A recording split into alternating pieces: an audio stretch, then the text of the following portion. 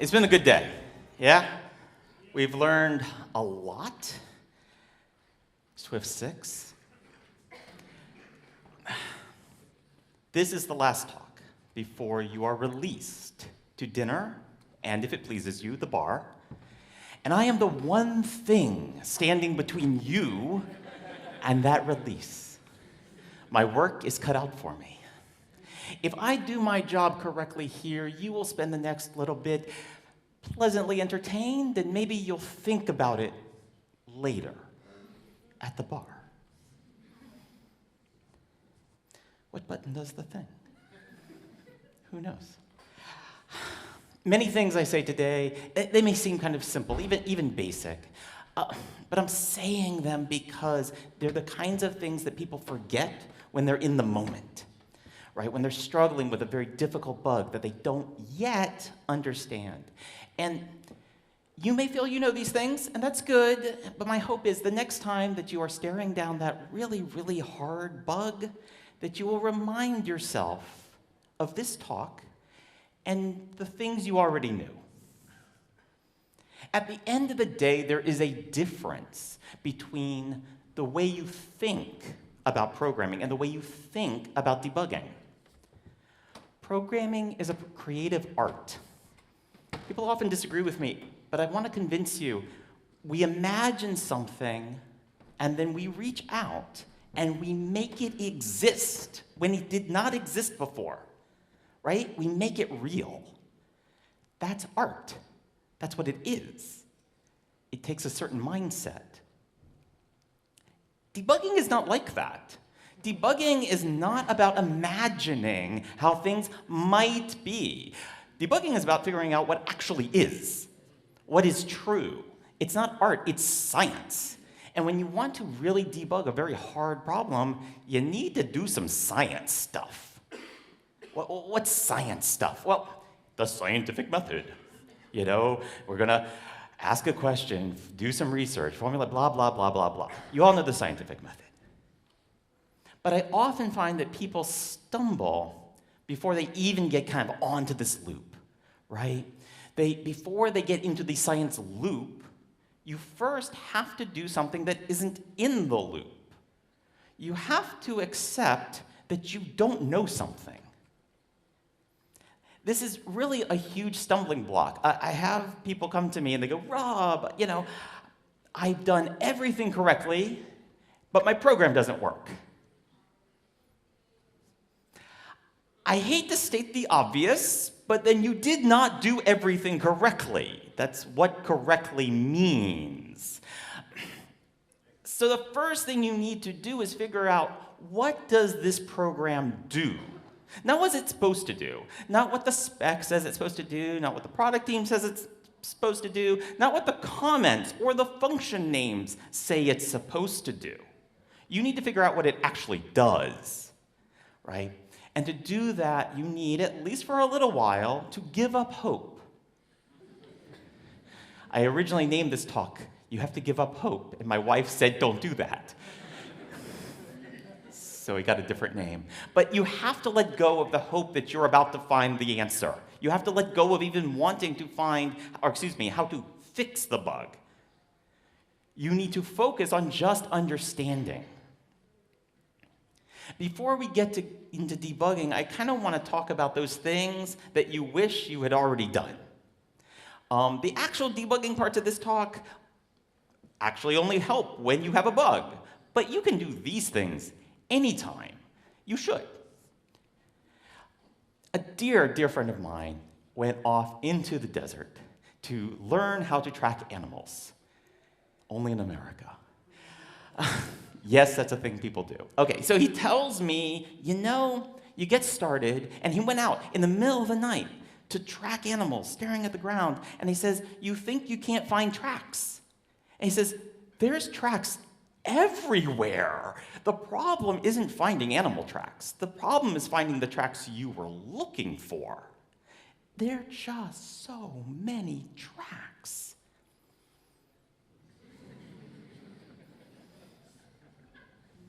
The same is true of our logs. We log so many things, and they are filled with warnings and errors, and there's all these things that could be wrong, but are they the thing that's wrong for this bug? Ideally, if your app is doing what it's supposed to be doing, if the user is happy, there should be no errors in the log. There might be some warnings, but there should be no errors. Everything's working. But we all know Apple frameworks throw a lot of warnings and errors on us, even when everything is working. So we also do that, and so here we are. Sometimes weird things look normal. Sometimes weird-looking things. Sometimes a thing that is normal looks very weird. So this is a good time. I mean, well, not right this minute. It's dark, but maybe tomorrow. Well, after you get back from the conference. But look at your logs. Sit down and just read them. Start at the top. What's normal look like in your app? Now, there's a side benefit. I have found so many performance problems by just reading the logs and seeing that we were making, duplicate requests, or, no lie, migrating the entire database twice. Because it works, but it wasn't supposed to do that. So I don't mean that just because it always does that it's right, but you would like to know what your app always does. That way you don't chase ghosts. But finally, that hard bug comes. You cannot reproduce it. You've tried to fix it, it just keeps coming back. You've already spent a lot of time on it. Now you know it's a hard bug. Now sometimes you might know that it's going to be a hard bug from the first moment you read it. Maybe it takes you a while, but eventually, you know. It's time to do some science. At that point, I recommend stop, take a breath, put everything in its place. Start a journal. Now, it can be on paper. I actually use paper quite a bit.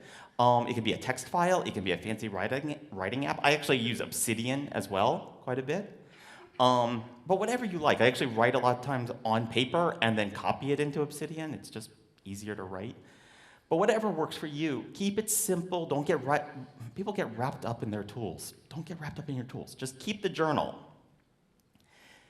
I always find that no matter how many notes I take, and I take a lot of notes, I always wish I had taken just a few more notes to remind myself what I did. You're keeping track of all of those things you've already done. I ran a test.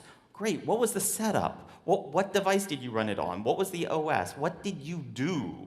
And that way, when you see what the result was, later you can go, oh wait, all the times I ran it on a device that was running this version of iOS, I had the problem. Right? That's what you want. The other thing in your journal is put everything you are always going to need and are always looking for, put it at the top. I always have like the link to the bug.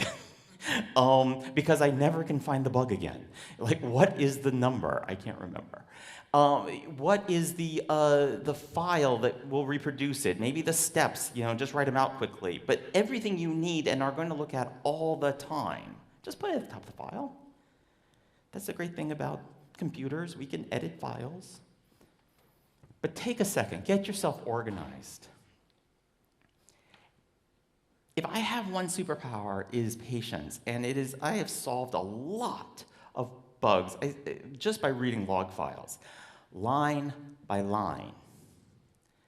Learn to do boring things for a long time, right? So a few seconds per line, it's 1,000 lines. It's about an hour, maybe 2. Read them, even taking notes. Things that you think will take forever take like 4 hours. Seriously. Maybe they take 2 days, maybe. But this is a bug that you've worked on for months. Do the hard thing, or the simple thing, that's going to take a little bit of time. And remember, back to letting go of hope, you are not almost ready to fix the bug. You have made 100 changes, and none of them fix the bug. This is not going to be the one.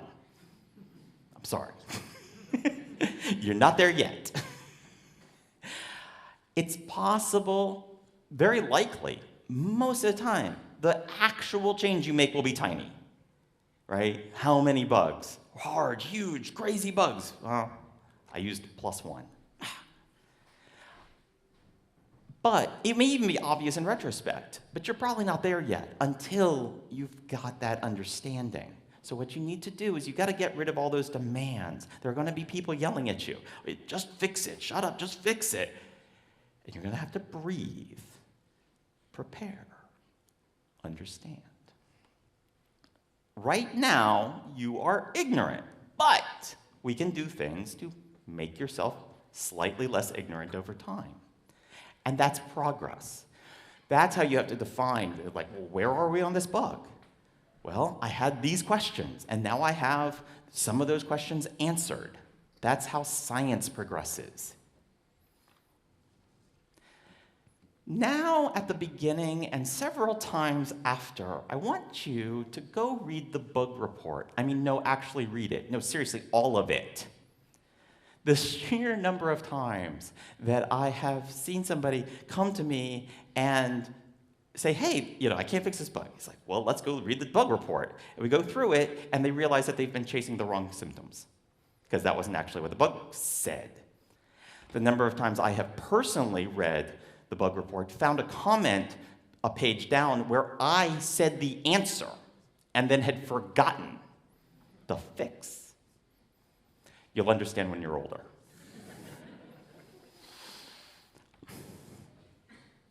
If you take nothing away from this talk, I cannot stress this enough. I started experimenting. I'm doing stuff. I'm making changes. Nothing works. Nothing makes it better. Nothing makes it worse either.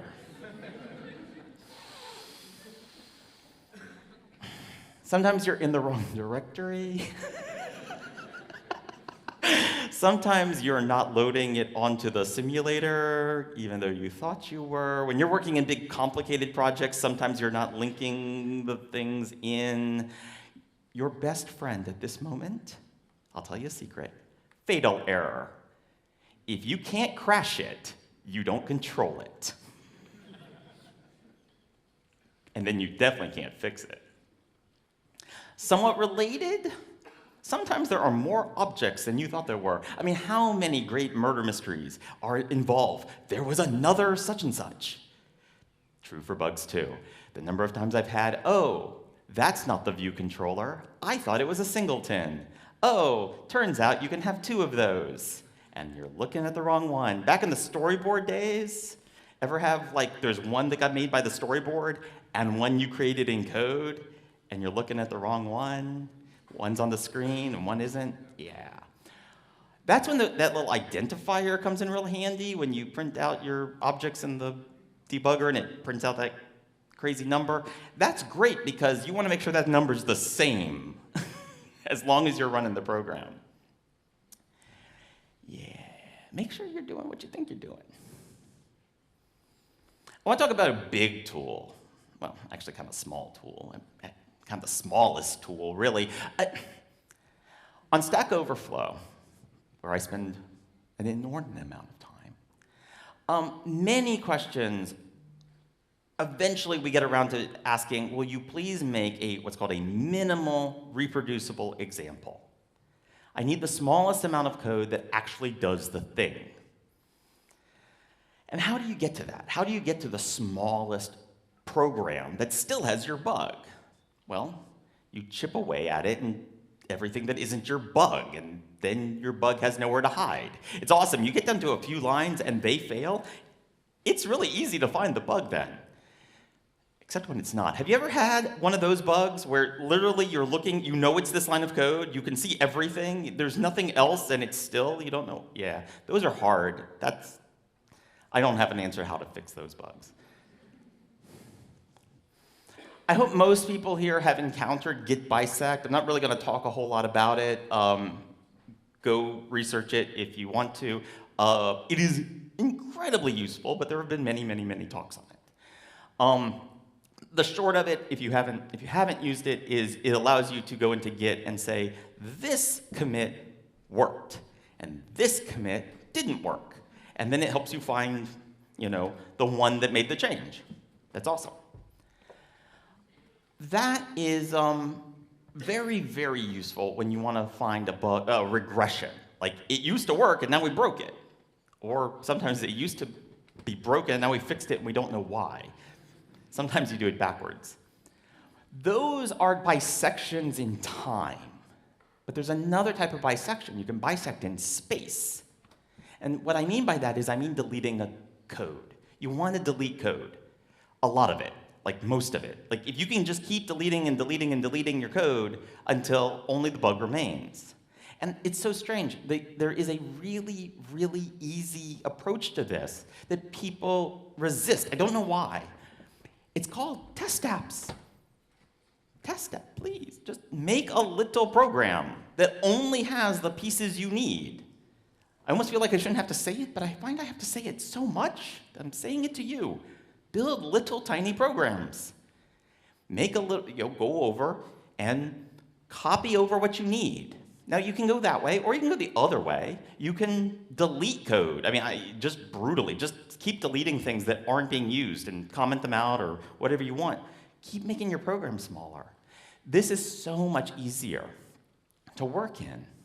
You can iterate on them. You can build them in 10 seconds rather than 10 minutes. Test programs let you experiment really fast. And another thing you can do with them that I really love is, what if the bug were the spec? Like, you needed to make this bug happen. I mean, it's doing it, yes, but what if people came in and said, no, I want it to crash at this point with this stack trace? How would you do it on purpose? Often you can find the bug just by try to invent the bug. And you'll find, well, that's where the code is that's causing the problem. And again, you can do these things in little tiny apps a lot easier than in your whole massive multi-module project. Another approach, test apps can just be unit tests. Madness.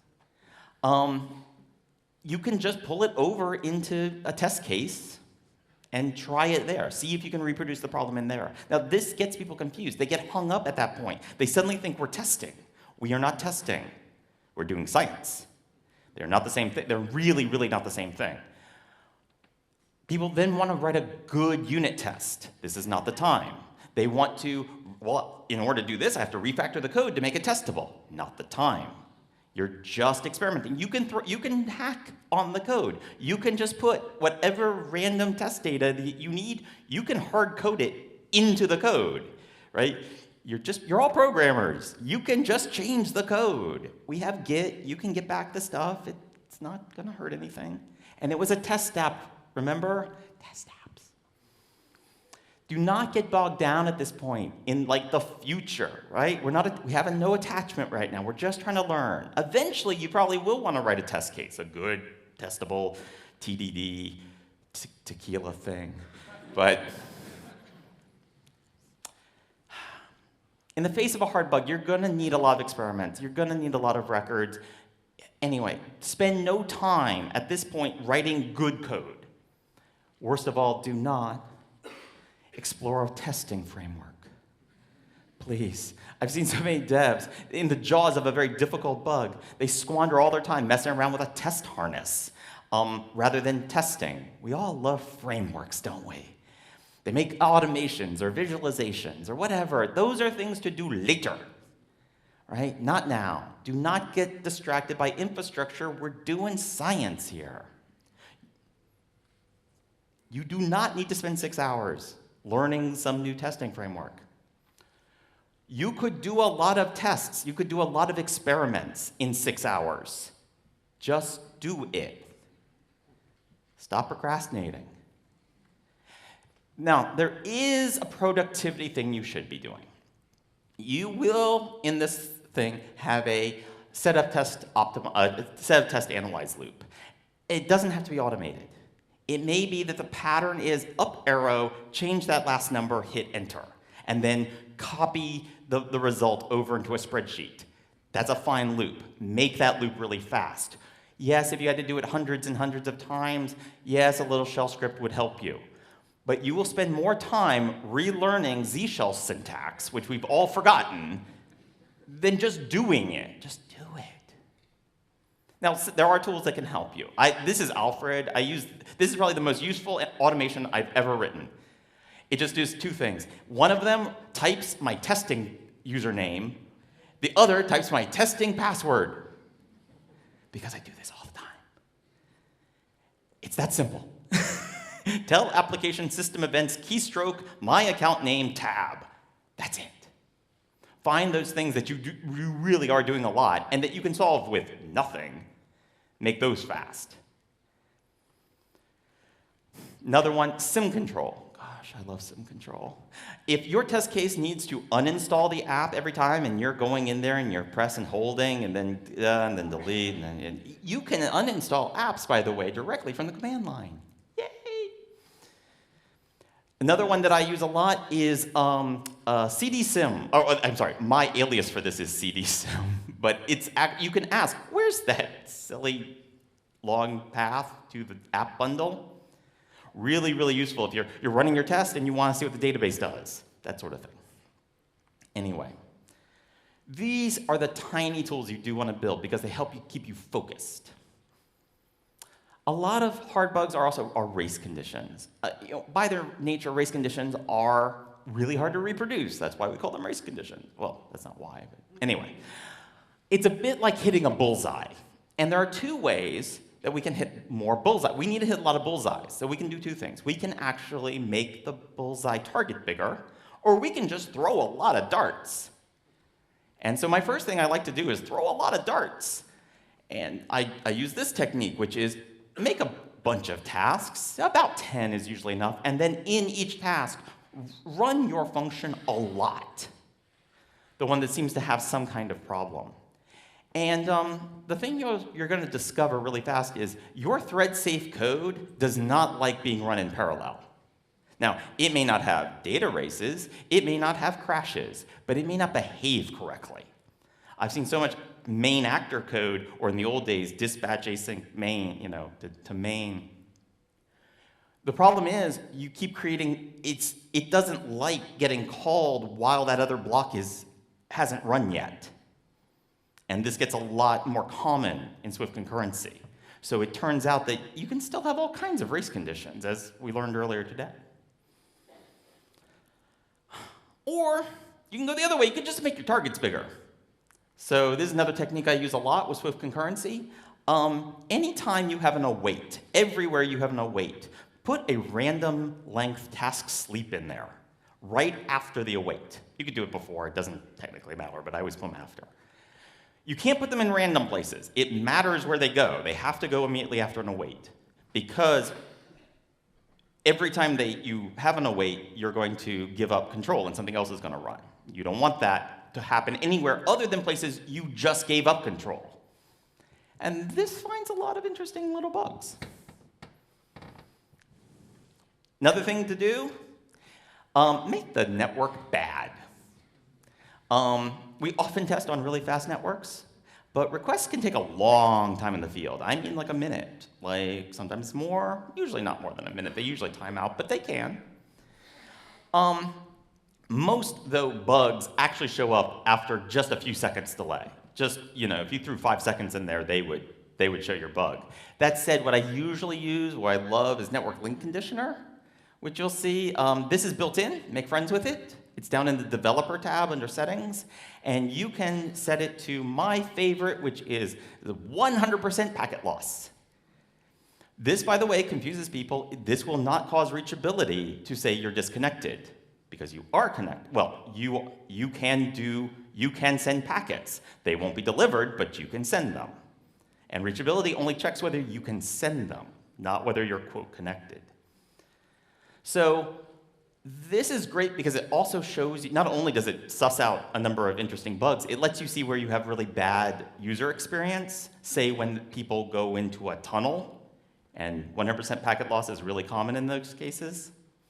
Other tool I actually don't use this as often because I have Proxyman, and Proxyman lets me do about 10 times more things. So, but this is built in, it's really nice. Runs right on the device too. Now, I've talked a bit about letting go of attachment. But at some point, you need to come back to the point of it all, which was to actually fix the bug. Don't forget that. So I recommend every few days, because it's going to take you a while, go read your journal. Remember the journal? Reground yourself. Where are we? What are we actually trying to solve? What are we doing? Is the thing I'm doing right now, am I just off in the weeds somewhere? Get back on track. Now, don't second guess yourself all that much. You don't have to do all that. But a couple times a week, get yourself back on track. Okay, so finally you find the bug. Yay! You find the bug. It's time to be an artist again. You're going to be an engineer. You're going to solve the bug. But there is danger. There is peril at this moment. Imagine you have this code, and you're getting this out-of-bounds crash, right, in the field that you can't reproduce. You've never seen it. Really common. I mean, I think we've all seen one of those. So you do the classic thing. You add a guard, make sure it's in range, return if it's not. No more crash, ship it, done. Mark it. Please don't do that. Please. I want to ask you not to do that. Getting an out-of-bounds exception means that something is deeply wrong. A key assumption has been violated, and that's why out-of-bounds exceptions crash the program. Because it's a deep assumption that this index had something to do with this array. If it's out of bounds, it doesn't belong to this array. They're not related. It couldn't be out of bounds if they were related. But even if it's in bounds, it's still not related. There are worse things than crashing. I had this bug once, enterprise chat app used to work on. You would pick a person to chat with, and due to a indexing problem, you might connect to the wrong person. It said you're talking to Alice, but you're actually talking to Bob. And I want to stress, this is an enterprise business system. People lose their jobs over this kind of bug.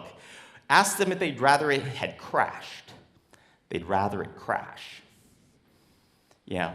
And you throw that skip this code in there. Awesome. But how do you test that? What test case do you do to make sure that the rest of the program works correctly when you skip some code that clearly was important, or you wouldn't have written it? I see these code bases, and they just become workarounds on top of workarounds, right? Of everybody kind of working around the fact that this other thing is doing weird stuff, and then this one ignores and then skips, and then we also need to work around. Please stop that. Now, you gotta keep going. You have to actually find the bug.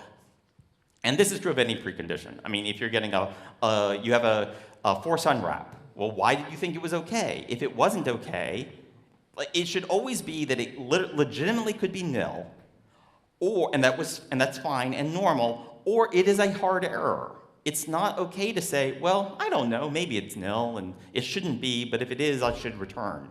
You shouldn't return. But I get it. You just want the app to stop. Please just make it stop crashing. And people are yelling, and the customers are upset, and I get it. And you're gonna just ship something. But they're not even Band-Aid fixes. A Band-Aid, the point of a Band-Aid is you put it on a wound so that the body can heal itself. Programs don't heal themselves. That's not how anything works.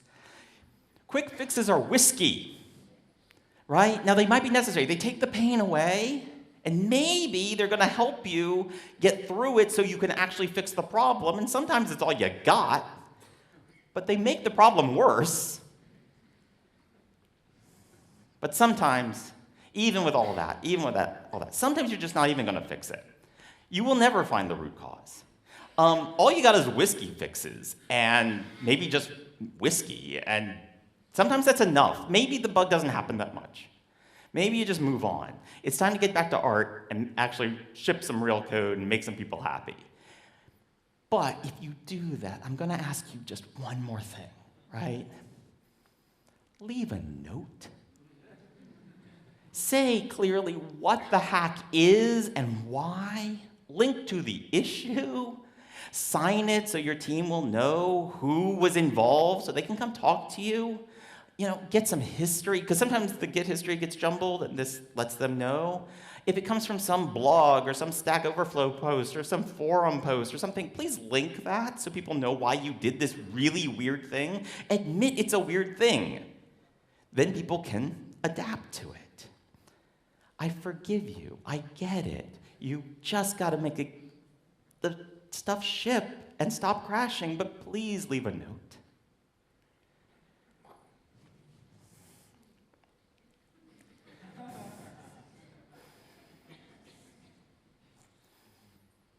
And that's my talk. Okay. The advice is simple. It's easy to forget. It takes practice. It takes patience. And sometimes it takes a little letting go. And did I mention you should really keep a journal? Thank you.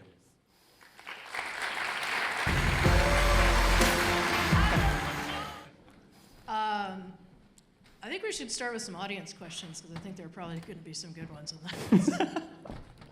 Actually, this is some kind of magic effect. Did you already face a moment in which you try to fix a bug, you don't manage to find the root cause, the misconception, etc., and then you just take a short break, and then you Certainly. All the time. This is a common problem I have in interviews, because when I'm going in for an interview, they always go, well, we want to just see you work through this, and we want to see your process. Like, how do you think? And I say, well, I think in the shower, and nobody ever lets me finish the interview. But absolutely. And that's why I say these things often go on for days and weeks. And I've worked on single bugs for many months, very difficult bugs. And you're thinking about it all the time. But often is very true, a short break can help you a lot. Also, the classic rubber duck is a real thing. Another really classic thing is formulate an excellent Stack Overflow question. In the process of writing a really, really good Stack Overflow question that you're proud to post, you will discover that you know the answer. So it's about formalizing, actually, right? That's a wonderful way to say it. And you could write it in your journal. Here's what I know. But very seriously, the formalization. And again, back to science. A lot of science is figuring out, what am I even asking? What really is the problem? Yeah, putting it into a format where you are taking what you've been working with and you explain not just what you see the problem is, but everything that you've tried to fix it. Often somebody else who hasn't been neck deep in the problem is able to be like, oh, did you try this? And you go, what? No, I did not. No, I did not. A question from Hervé. What is the worst and most difficult bug you had to face? Oh, do we have time? Because it's a doozy. We had exactly one laptop that got one-way audio. I worked on a voice app, kind of like, Skype or something. But we would get one-way audio where one person could hear the other, but they couldn't hear each other. But only when the person was running Cisco VPN, and only when they were on VPN. And we spent months and months. I was at Cisco at the time, and there was only Cisco. It was a Cisco employee, so we were very lucky. But I mean, I had his machine in hand. It was the only machine that ever had this problem, and I could make the problem happen 100% of the time on his machine, and not on any others. And I had. So I started to do science. I started to break it down. What could it be? These were the old days when you could easily boot Macs off of other Macs. So I would boot off of his machine off my hard drive. No problem. I boot my machine off of his hard drive. Problem. Wow, okay. So I did a full clone of his drive and took that away. It did not have the problem. A full, perfect, carbon copy cloner, copy didn't have the problem. Only his drive, literally this one. After 6 months, by chance, I noticed that that there was both a README file in the directory and a README file, and they had different capitalizations. Did you know that you can have a case-sensitive file system? I hadn't realized that you could have a case-sensitive file system, and more, why would that even matter? Because if you had Cisco VPN, we dynamically loaded a library to help us deal with Cisco VPN and get your audio working, and we had a typo in the capitalization of the name of the library. One character change. In 6 months. 6 months. And 6 months. That's pretty brutal. How do you decide? I mean, when you have a bug like that, where it's just like, this seems to be affecting a vanishingly small number of people. Yes. But this is driving me so insane that I need to know, like, Yes. what is happening here? How do you decide how to prioritize, like, whether to keep going down the rabbit hole or whether to be like, you know what, this is unknowable, it's gremlins, it's aliens, I don't know. Cosmic rays, Yeah. whatever they blame. And that's always up to, like, and I say I worked 6 months on it. I clearly did not work full time on that. It was the constant, wait, could it be this? It was not that. And then, 3 weeks later, is it this? And I would say a lot of, in terms of priority, obviously priority is going to be driven a lot by your product needs more than your personal, interest, unless you're me and I get away with working on whatever I feel like it, and so I will dive in. But you still, at the end of the day, yeah, you have to pick your battles eventually. And it was literally one machine. I would have absolutely just thrown the machine into the Fix, river. we're going to shred your machine. I'm putting this in the sun, have a nice day. Never do that. Yeah. You wanna do it? Maybe last question from the audience. Specific one to Crashlytics. What do you do when you have a crash, but it points to nowhere as a question, but I think when you don't have a clear stack trace, nothing to start with? You have nothing to start with, yeah. Yeah, your lips to everyone's ears. I wish I had there is some, the ones where you just got nothing. And I'll tell you, when you got nothing, you got nothing. And you just start hoping that someday it'll come in. And those are actually not all that uncommon. And what you want to do is start putting them in a bucket and looking for the one that finally comes in and finally has something. The hardest thing I find is then figuring out that these and that the two are the same.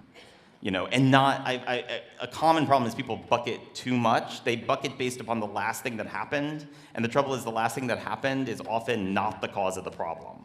I'm chasing a bug like that right now, actually in the Android space, but we get out of memory in some obscure situation. And the thing is, the thing that requested memory, the last thing that asked for memory and crashed the app is not the problem. It's something else ate all the memory. And so the problem is not in the crash stack.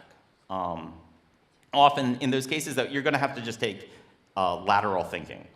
Like, you're going to have to find, I'm doing enormous amounts of analysis of what could you do in the program that would cause it to suddenly try to allocate enormous amounts of memory?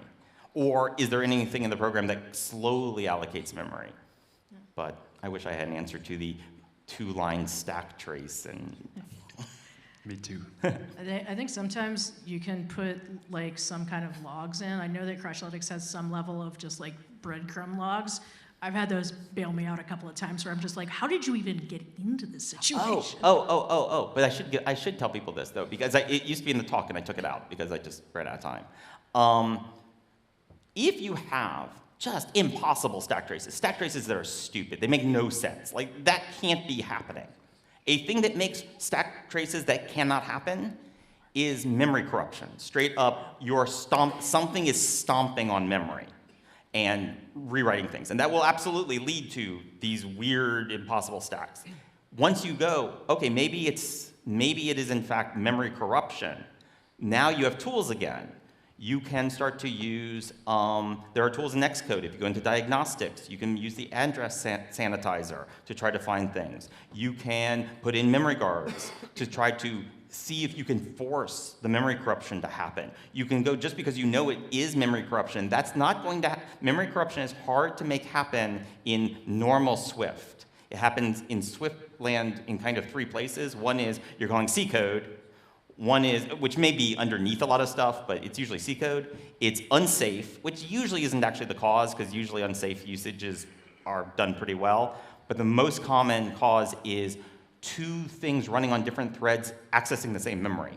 And that will lead you to those impossible things. So you start doing analysis of, do I run anything on the wrong thread?